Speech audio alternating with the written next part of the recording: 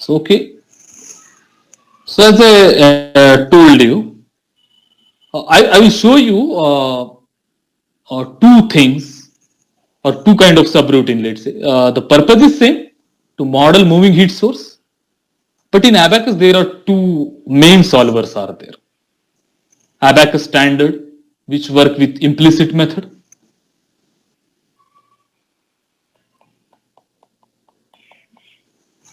and Abaqus explicit.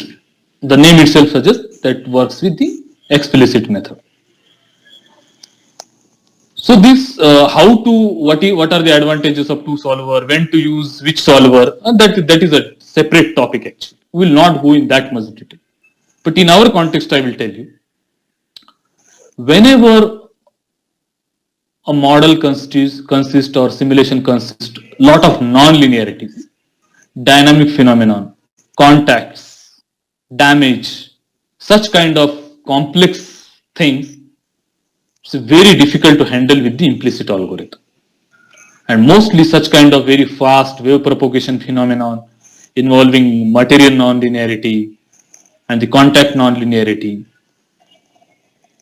engineers, scientists prefer explicit method because that will converge your solution. So for this session, we are only talking about heating. That's why both is fine. I can do heat transfer simulation either with implicit method, explicit method, because this is very simple simulation. We'll get good results with any of the method. But when we go for the machining simulation or laser assisted machining, that time all the non-linearities will come into picture. Material will have plasticity, damage, there will be contact between tool and workpiece, there will be heat transfer and mechanical load, coupling will be there. So that time implicit method will not work. And even most of the damage models are not even support implicit method in Abaqus.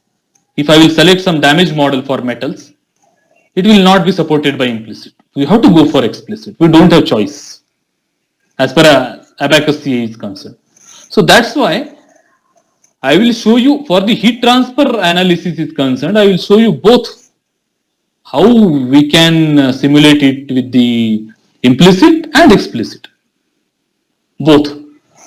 So now implicit, if you say Abaqus standard, so we have DFLUX subroutine. The subroutine name is DFLUX.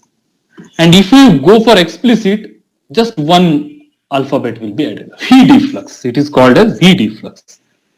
So V stand for vectorized. That is again another discussion topic, but that is not the context of our course.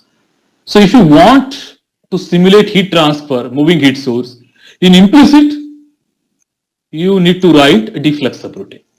So basic template that you will go in Abaqus reference manual is shown in left side. This is basic template model you will get in any subroutine reference manual. If you compare later our equation side by side with the equation I wrote here, that is exactly same. That is 2 times alpha times power. So POW I use for power. I can directly define the value of power. Somebody can, I can tell you at what distance it is. It is distance formula, simply square root of yt square plus xt square. Or more formally, you know distance formula like this: x minus x1 square plus y minus y1 square. Exactly same thing. So here x1 and y1 are our coordinates that we are calculating. This